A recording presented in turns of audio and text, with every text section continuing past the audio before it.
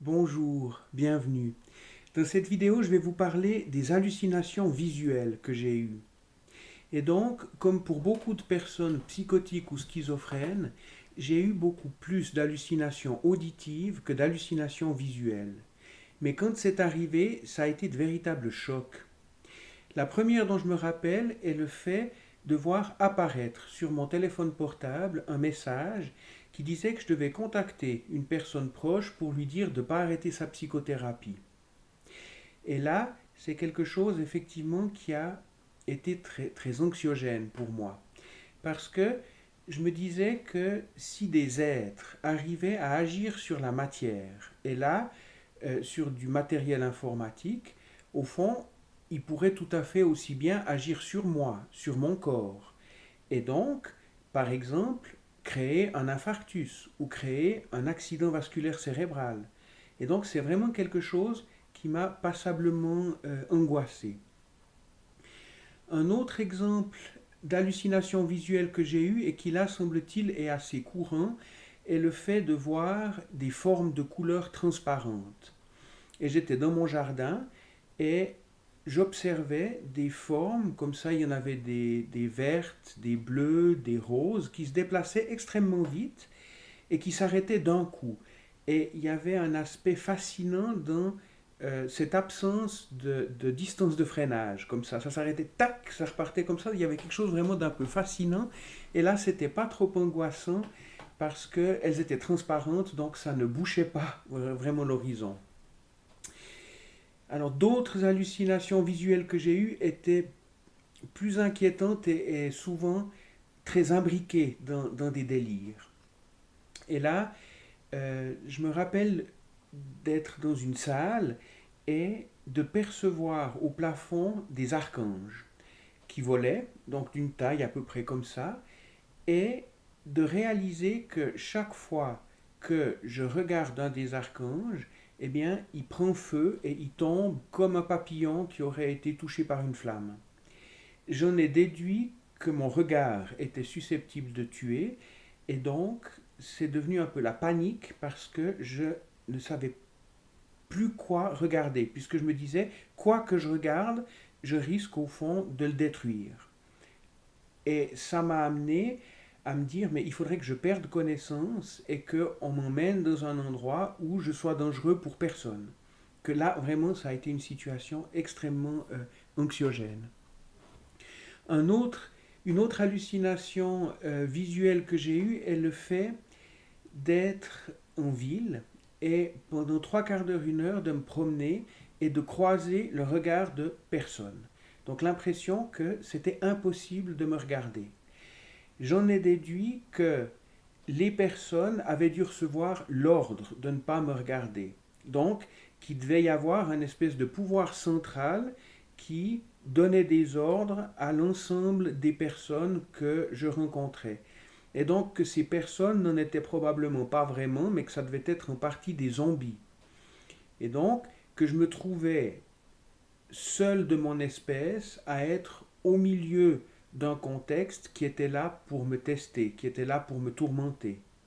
Et ça, c'est un type de délire qui est décrit, hein, où effectivement la personne à un moment donné a le sentiment que le monde entier n'est ici et ne fonctionne que par rapport à elle. Et moi, j'avais effectivement la perception que tout ce qui m'entourait n'était ici que, ou n'agissait que en fonction de moi. Alors il y a un aspect tout puissant, bien entendu, mais il y avait surtout un aspect extrêmement angoissant, avec cette idée vraiment d'être complètement seul au monde. Que par rapport au délire et aux hallucinations, il y a une espèce de synergie qui est pas terrible, hein, dans le sens où quand j'avais un délire, j'arrivais quand même un certain nombre de fois à le questionner, puis à me dire, mais effectivement, est-ce que c'est plausible ou pas, est-ce que c'est vrai ou pas. Maintenant, quand une hallucination visuelle venait confirmer le délire, là, j'étais obligé de me dire, non, c'est effectivement comme ça. Et donc, le monde dans lequel tu es maintenant n'est plus le monde dans lequel tu as été. Il faut effectivement tirer les conclusions de ce que tu perçois et de ce que tu vois. Le dernier exemple d'hallucination auditive que j'ai eu et qui était très déstabilisant était le fait d'aller en ville et de ne voir que deux marques de voitures. Dans le sens où je me promenais et je ne voyais que des Fiat et des Opel. À un moment donné, je me suis mis à les compter et j'ai compté 6 Opel de suite. Après, je ne sais plus combien de Fiat, mais je ne voyais plus que ces deux types de véhicules. Et donc, je me suis dit qu'on devait me jouer un tour, quoi. Que là, de nouveau, que tout ce contexte était fait pour me tester, pour me déstabiliser, pour me nuire, enfin, d'une certaine manière. Je suis allé dans un magasin, j'ai sollicité quelqu'un, un vendeur, en lui disant, mais enfin, vous voyez la même chose que moi. Et puis lui était un petit peu perplexe, mais il a dit ni oui ni non, donc je me suis dit, il est dans le complot, quoi.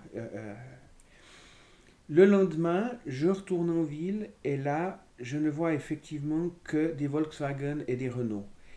Et là, effectivement, je me suis dit, non mais c'est pas possible. J'entends, le monde n'est vraiment plus celui que j'ai connu.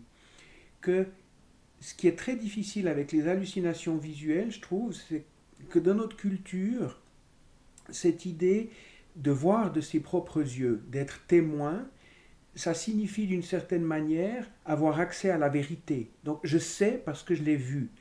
Donc les hallucinations visuelles confrontent très fort à la question du sens à donner, des explications à trouver, et donc euh, je pouvais effectivement que constater que ce que je voyais confirmait mes délires, et donc que le monde n'était plus celui que j'avais connu. Qu'il est relativement facile de comprendre, je pense que quand on est pris dans ce type de cauchemar, on puisse être amené à réaliser des actes un peu désespérés, comme par exemple des tentatives de suicide. Pour terminer sur une note un peu plus d'espoir, je dirais que quand j'ai vraiment été extrêmement délirant et que les choses là se sont mal passées, ce sont les moments où j'étais le plus isolé. Et donc, si j'avais un conseil à donner à l'entourage, ce serait le fait de maintenir une relation avec une personne dans ce type de situation, cela même si c'est peu, cela même s'il n'y a pas d'attente autre qu'une simple relation, mais que d'être en communication avec quelqu'un et de ne pas être complètement isolé amène à avoir un petit ancrage dans la réalité. Tandis qu'à un moment donné, quand il n'y a même plus ça, effectivement, c'est susceptible de complètement déraper. Voilà, dans ma prochaine vidéo, je vais approfondir encore la notion des délires. Je vous remercie et au plaisir.